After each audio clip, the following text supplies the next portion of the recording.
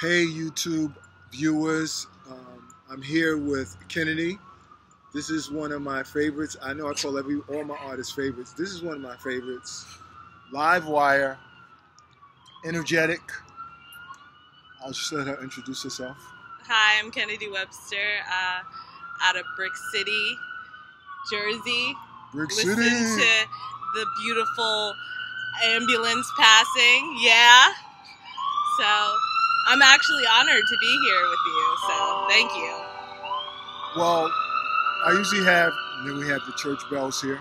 But we're in Military Park, and we want the artists to talk about like this connection with Newark and where they find themselves. So my first question is, how do you see art, your art, the particular areas that you use art and ascribe art? Well, I think art is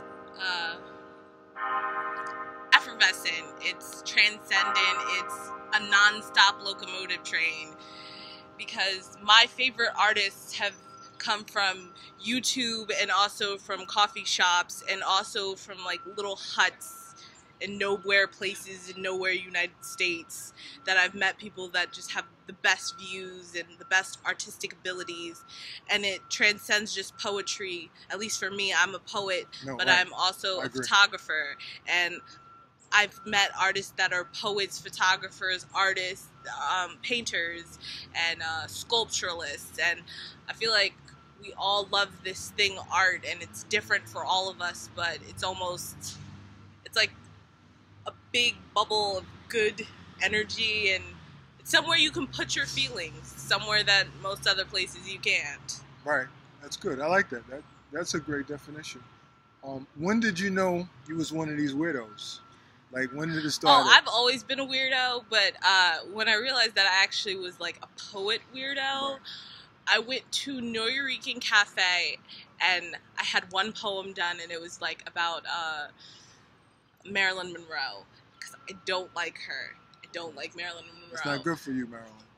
So I wrote a poem about how I disliked her, and I did it at Newark, and it was an open mic, and they were like, "That's really good. Like, the pat on my back. You are doing. It's really good. Congratulations on doing your first mic." And I knew, I was like, "Okay, I'm bad. I'm gonna quit." And then I forgot who came on stage, but he did such a great poem about Black history and how it's not in the schools. And I was like, I want to do that. I want to be that person. To be there, I got to be better and a little bit kookier and go out of my comfort zone, right. And talk about more than just what I dislike. Because I can write a poem about what I like and what I dislike, but I can't write a poem on how, well, I have, but I couldn't write a poem about how I felt. At that particular time. Yeah, at that particular time. I couldn't write a poem about how I felt about being bullied, or how my school was a little bit racist. I couldn't talk about that. I wanted to like ignore it, but I don't know. At some point I heard something and I was like, I need to do that. I need to be there. So yeah, thanks for sharing that, because what you're saying is you're talking about the growth of an artist, and once that passion starts to churn, you're not satisfied with just your current product or what you can do. You start doing things differently. Yeah. You start learning your own technique, the own way you can go about it, and you add your own personal voice and your own personal stamp. Yeah. I have to say, I seen Kennedy at some open mics, and she'll come running in like before the open mic. Yo, I don't have this poem made. No. And then she'll get up and kill it, and I'll be like, really? I'm really? My worst critic. I never think my poems are good. I wrote mad poems that people have been like, "That's amazing. I love that poem." And I'll look at it like, really?